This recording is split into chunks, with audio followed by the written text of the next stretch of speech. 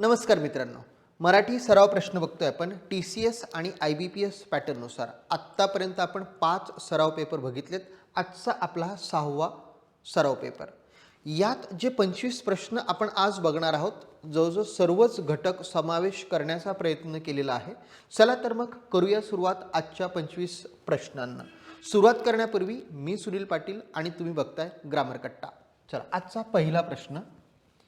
एकच व्यंजन 2 वेळा जोडले गेले की त्या व्यंजनाला काय म्हणतात? एकच व्यंजन ज्यावेळेस 2 वेळा जोडले जाते त्या व्यंजनाला काय म्हणतात? संयुक्त व्यंजन म्हणतात, घर्षक म्हणतात, द्वित्व म्हणतात की पुनरावृत्ती म्हणतात? काय म्हणतात?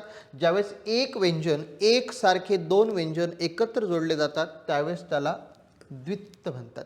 जसं की घट्ट मधला ट आणि ट, गंमत मधला म आणि म, विठ्ठलातला ठ आणि ठ, याला म्हटलं जातं द्वित्व. एक सारखी व्यंजन एकत्र जोडली गेल्यास त्याला द्वित्व म्हणतात. क्लिअर? व्यासंग ही संधी पुढीलपैकी कोणत्या प्रकारे सोडविता येईल? व्यासंग ही संधी व्या अधिक संग, वा अधिक यासंग, वी अधिक आसंग, वे अधिक यासंग. वी अधिक आसंग, कारण की ईचा काय होतो? या होतो. याचा अर्थ ईचा य होतो आणि मग आ. याचा अर्थ ही कुठली झाली? यस, यनादेश स्वर संधी. ही कुठली आहे? यनादेश स्वर संधी. योग्य पर्याय निवडा. विकारी म्हणजे सव्यय होय, अविकारी म्हणजे अव्यय होय. फक्त अ बरोबर, फक्त व बरोबर, दोन्ही बरोबर की दोन्ही चूक? तर सगळ्यात आधी आपल्याला माहीत असलं पाहिजे व्यय म्हणजे काय? व्यय म्हणजे बदल. व्यय म्हणजे बदल. व्यय म्हणजे बदल. विकार म्हणजे सुद्धा बदल. व्यय म्हणजे बदल, विकार म्हणजे सुद्धा बदल. याचा अर्थ सव्यय म्हणजे बदलणारं, विकार म्हणजे पण बदलणारं. विकारी म्हणजेच सव्यय आणि अविकारी म्हणजे अव्यय न बदलणारं. म्हणजे याचा अर्थ दोन्ही विधानं बरोबर आहेत. कारण की विकारी म्हणजेच सव्यय म्हणजेच बदलणारे, अविकारी म्हणजेच अव्यय न बदलणारे. शब्दांच्या 8 जातींपैकी 4 विकारी आहेत आणि 4 अविकारी. म्हणजे सव्ययी आणि अव्ययी असे आपण म्हणतो. नुसती हुशारी काय कामाची? अधोरेखित शब्दाची जात ओळखा. विशेषण, गुणधर्मदर्शक भाववाचक नाम, सामान्य नाम की विशेष नाम? नुसती हुशारी काय कामाची? हुशार हा शब्द असता तर विशेषण, पण हुशारी आहे याचा अर्थ हा काय दाखवतोय? गुणधर्म दाखवतोय. आणि गुणधर्म दाखवणारे कुठले असतात? भाववाचक नाम असतात. म्हणून गुणधर्मदर्शक भाववाचक नाम यालाच आपण धर्मवाचक असेही म्हणू शकतो. वादळात झाड सापडले. वादळात झाड सापडले. वाक्यातील क्रियापदाचा प्रकार सांगायचा आहे. वाक्यातील क्रियापदाचा प्रकार सांगायचा आहे.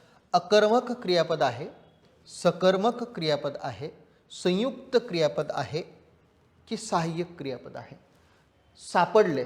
सापडले हे सहाय्यक तर नाही आहे, संयुक्त नाही आहे. सापडले होते तर मग संयुक्ताला असतं. फक्त सापडले आहे म्हणजे आपल्याकडे 2 पर्याय आहेत आता, अकर्मक आणि सकर्मक. वादळात झाड सापडले. सापडणारे झाड म्हणजे याचा अर्थ झाड कर्ता झाला, पण या वाक्यात कर्म दिलेलं नाही. याचा अर्थ हे अकर्मक क्रियापद आहे. हे अकर्मक क्रियापद आहे कारण की कृती ज्याच्यावर घडली असं सोसणारा कर्म दिलेला नाही, म्हणून अकर्मक क्रियापद. मुलग्यांनीच मुलींची लज्जा राखावी. मुलग्यांनीच मुलींची लज्जा राखावी. वाक्याचा प्रकार ओळखायचा. आज्ञार्थी वाक्य आहे, विद्यार्थी वाक्य आहे, संकेतार्थी वाक्य आहे की विधानार्थी वाक्य आहे? राखावी, वा वी वे, करावा करावी करावे हे विद्यार्थी वाक्य असते. करा म्हणजे आज्ञार्थी वाक्य, जर तर अट टाकली तर संकेतार्थी वाक्य आणि फक्त विधान असेल तर विधानार्थी वाक्य. भाषा विषयक कौशल्यांच्या साधारणपणे किती पायऱ्या आहेत? किती पायऱ्या आहेत? 5 आहेत, 4 आहेत, 3 आहेत की 2 आहेत? किती पायऱ्या? एकूण 5 पायऱ्या आहेत. कोणत्या? पहिली पायरी ऐकणे, बोलणे, वाचणे, लिहिणे आणि 5वी आहे आकलन. सो ऐकणे, बोलणे, वाचणे, लिहिणे आणि आकलन या भाषा विषयक शिक्षणाच्या 5 पायऱ्या मानल्या जातात. खालील वाक्यातील न्यूनत्वबोधक अव्यय ओळखा. मरावे परी कीर्ती रूपी उरावे. न्यूनत्वबोधक उरावे, कीर्ती रूपी, परी आणि मरावे. परी काय की न्यूनत्वबोधक कोणते आहेत? पण, परी, परंतु आणि बाकी ही न्यूनत्वबोधक उभयान्वी अव्यय आहेत. लाख्यात प्रत्ययावरून कोणता काळ सूचित होतो? लाख्यात केला, गेला, झाला म्हणजे भूतकाळ.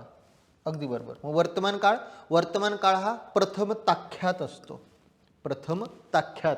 आणि भविष्यकाळ हा ई ताख्यात असतो. ई लाख्यात. भविष्यकाळ हा ई लाख्यात असतो. वर्तमान काळ हा प्रथम ताख्यात असतो आणि भूतकाळ हा लाख्यात असतो. खालीलपैकी कोणते लेखन बरोबर आहे? संहार, संहार, संहार. कुठले लेखन बरोबर आहे? फक्त अ बरोबर, फक्त ब बरोबर, फक्त क बरोबर, अ आणि ब दोन्ही बरोबर. अ आणि ब दोन्ही बरोबर. कुठलं बरोबर आहे? फक्त ब बरोबर आहे. संहार. उच्चार करताना त्याचा उच्चार व युक्त होतो, लिहिताना मात्र अनुस्वार देऊनच लिहिला जातो. मीठ भाकरी या शब्दाचे लिंग कोणते? संयुक्त शब्दांची लिंग दुसऱ्या शब्दावरनं ओळखले जाते. ते मीठ ती भाकरी म्हणून मीठ भाकरीसाठी ती स्त्रीलिंगी. दुसऱ्या शब्दावरनं, दुसऱ्या पदावरनं आपण लिंग ठरवतो. चतुर्थी विभक्तीचे संप्रदान कारकार्थ असलेले वाक्य. चतुर्थी विभक्तीचे संप्रदान कारकार्थ म्हणजे प्रत्यक्ष आणि अप्रत्यक्ष दोन कर्म असले पाहिजेत. ती नदीच्या काठाने गेली, ती घरातून बाहेर पडली, तू तिला पुस्तक दे, ती रात्रीची झोपेत चालते. तू तिला पुस्तक दे. देणारा तू, करता काय दे? पुस्तक दे. म्हणजे प्रत्यक्ष कर्म. कोणाला दे? तिला दे. अप्रत्यक्ष कर्म. अप्रत्यक्ष कर्माची चतुर्थी आणि चतुर्थीचं असतं ते संप्रदान. बरोबर. खालील वाक्याचा प्रकार ओळखा. आज पाऊस पडणार नाही. मिश्र वाक्य आहे, केवल वाक्य आहे, संयुक्त वाक्य आहे की संयुक्त मिश्र वाक्य आहे? ज्या वाक्यात कुठल्याही प्रकारचं उभयान्वी अव्यय नाही अशा वाक्याला म्हणतो आपण केवल वाक्य. पांढरे स्वच्छ दात मुखास शोभा देतात या वाक्यातील उद्देश ओळखा. दात पांढरे स्वच्छ मुखास शोभा. आता उद्देश म्हणजे काय? वाक्याचा कर्ता म्हणजे उद्देश. वाक्याचा कर्ता म्हणजेच उद्देश. याचा अर्थ पांढरे स्वच्छ दात मुखास शोभा देतात. शोभा देतात. शोभा देणारे काय? दात. याचा अर्थ दात कर्ता आहे आणि वाक्याचा कर्ता म्हणजेच उद्देश असतो. खालील वाक्यातील प्रयोग ओळखा.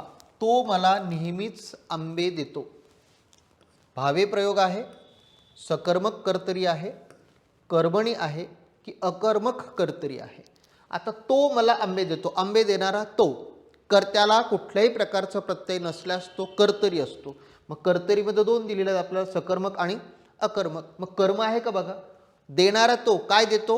आंबे. याचा अर्थ कर्म पण आहे. याचा अर्थ सकर्मक कर्तरी. कर्तरी आहे नक्की, पण मग कर्म असेल तर सकर्मक, कर्म नसेल तर अकर्मक. दुतोंडा हा कोणत्या प्रकारचा समास आहे? कोणत्या प्रकारचा समास आहे? अव्ययीभाव, द्वंद्व, तत्पुरुष की बहुव्रीही? पहिले पद महत्त्वाचे असेल तर अव्ययीभाव, दुसरे पद महत्त्वाचे असेल तर तत्पुरुष, दोन्ही महत्त्वाचे असतील तर द्वंद्व आणि दोन्ही महत्त्वाचे नसून तिसऱ्याच पदाचा अर्थ निघतो त्याला म्हणतो आपण बहुव्रीही. आणि इथे तिसऱ्याच पदाचा अर्थ निघतो म्हणून हा बहुव्रीही समासाचं उदाहरण आहे दुतोंडा. एकाच जातीचे अनेक शब्द लागोपाठ आल्यास कोणते विरामचिन्ह वापरतात? म्हणजे समजा नाम, विशेषण, क्रियाविशेषण, शब्दयोगी अव्यय, उभयान्वी अव्यय या शब्दांच्या जाती आहेत. एकाच जातीचे अनेक शब्द जर लागोपाठ आले, पूर्णविराम वापरतात, अर्धविराम वापरतात, स्वल्पविराम वापरतात की अपूर्ण विराम वापरतात? स्वल्पविराम वापरतात. पाठीवरी वेणीनच नागिनच काळी या वाक्यातील अलंकार ओळखायचे. पाठीवरी वेणीनच नागिनच काळी व्यतिरेक आहे, अपनहुती आहे, उत्प्रेक्ष आहे की अनन्वय आहे? अपनहुती. उपमान आणि उपमेय हे नसून हेच आहे असं ज्यावेळेस म्हणतो, जसं की बघा आता पाठीवरी नेणीनच म्हणजे वेणी नसून ही नागिनच आहे, वेणी नसून ही नागिनच आहे, ते याला म्हटलं जातं अपनहुती. याचं दुसरं उदाहरण बघा. न हे नयन पाकळ्या उमलल्या सरोजातील, म्हणजे हे डोळे नसून जणू काही कमळाच्या पाकळ्याच आहेत.